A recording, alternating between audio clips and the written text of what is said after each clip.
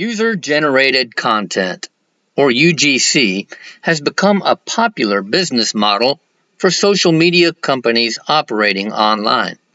Facebook, LinkedIn, Twitter, TikTok, Instagram, Pinterest, and all the rest rely on UGC to draw eyeballs and advertisers. Like television and radio in the 20th century, online media companies have figured out that they can charge advertisers for access to consumers who access their programming for free. However, unlike television and radio, the programming is created by the users themselves. Here's a clue. If the product is free, you are the product. But I'm sure Mark Zuckerberg and Elon Musk don't want you to know that. In fact, Elon Musk is now trying to get you to pay him for the privilege of creating content on Twitter. Buy a blue check mark, and people will know you're for real. I'm sorry to inform you that Uncle Bonehead couldn't make it today, so I'm afraid you're stuck with me, Alan Taylor, also known as Cryptocracy.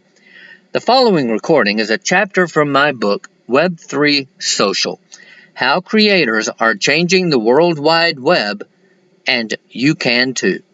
The chapter is titled The Birth of User-Generated Content.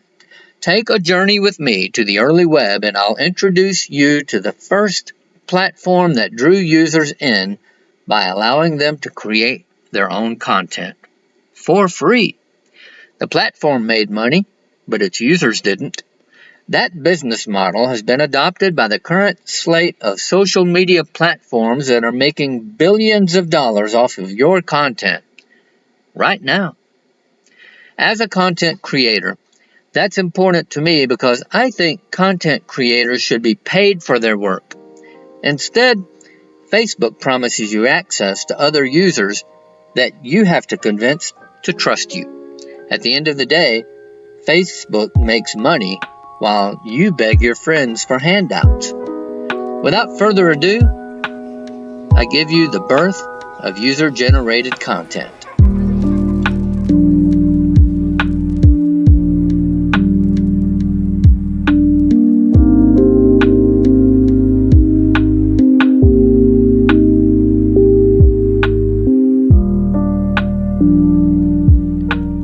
The birth of user-generated content. An online business needs content, and someone must create it.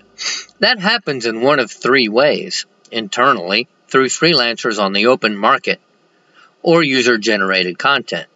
Before the end of the first decade, social media took root in the soil of the web. The first social media platform saw the light of day in 1997. But before we get to that, let's discuss a couple of precursors to the social media platform. Internet-based chat rooms.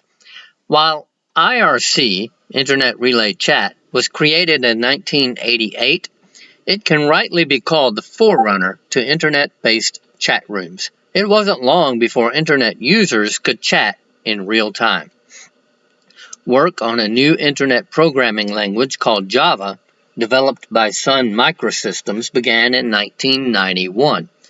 Introduced in 1995, it quickly became the standard language for Internet graphics. Immediately, Java chat rooms popped up on websites all over the Internet. America Online, AOL, had launched in the mid-1980s as a gaming company. In 1989, it underwent its second renaming and became the popular Internet service provider millions of people used to access the web until they learned better. One reason it rose to prominence is because AOL mailed thousands of Internet users free computer disks, giving them 10 free hours of Internet usage just for signing up. This marketing tactic led to the freemium business model that has become a mainstay in cloud-based software circles. When Java was introduced, chat rooms became one of its most popular uses, and AOL included this feature in its basic service. Online dating. Online dating has become so popular that it is a major part of pop culture.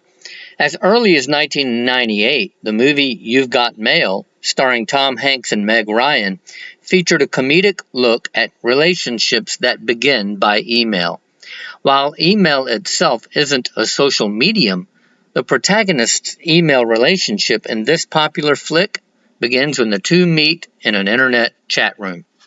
Dating, by nature, is social. Online dating has been popular almost since the day the word online came into use. Matchmaker.com, the first online dating service, precedes the World Wide Web. Since then, thousands of online dating sites have launched, many of them specializing in niche demographics. Matchmaker officially launched in 1986 as a BBS-based matchmaking service.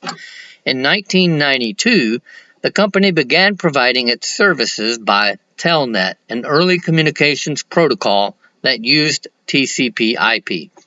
In 1996, Matchmaker acquired the domain name matchmaker.com, and the company officially moved its services online. However, two other online dating websites beat them to the punch. Kiss.com launched in 1994 and Match.com in 1995. Daters officially had their own social networks. GeoCities.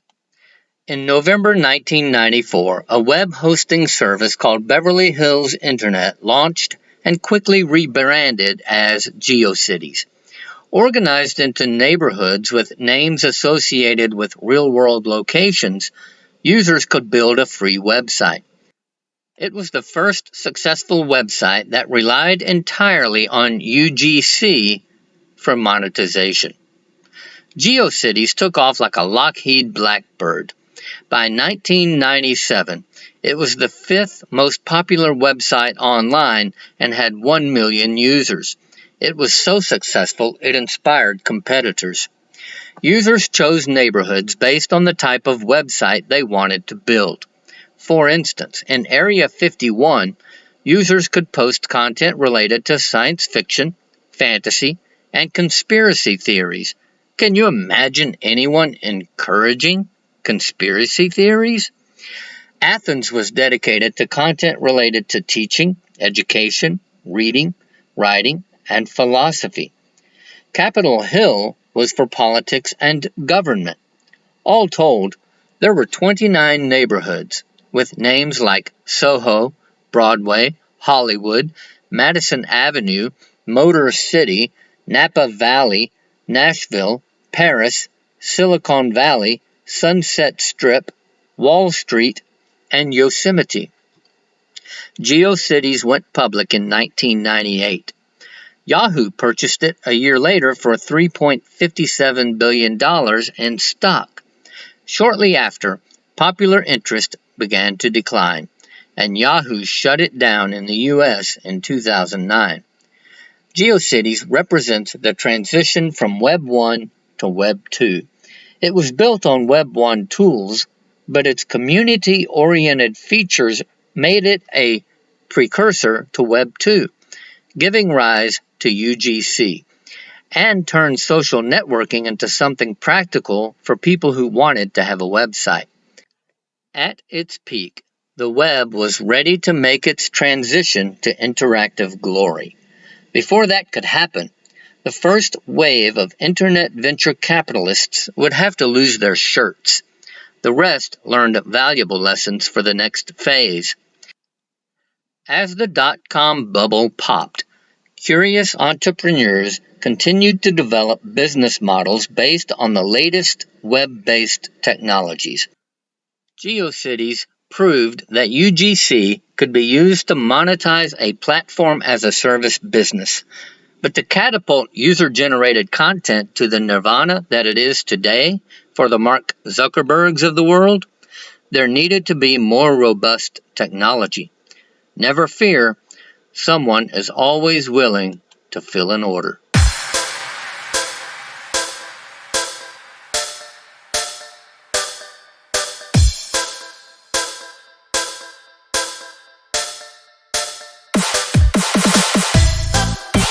Web3 Social is available at Amazon.com in both print and ebook versions. You can also find it at Readle, where you can mint it as an NFT, but you better hurry because there are only 10 copies available. Until we meet again, I'm Alan Taylor, aka Cryptocracy. Don't forget to subscribe to Cryptocracy at cryptocracy.substack.com, and you can find Defluenced at defluenced.online. The links are in the notes below, and hopefully Uncle Bonehead will join us again for next week's episode. Until then, I'm Alan Taylor, signing off.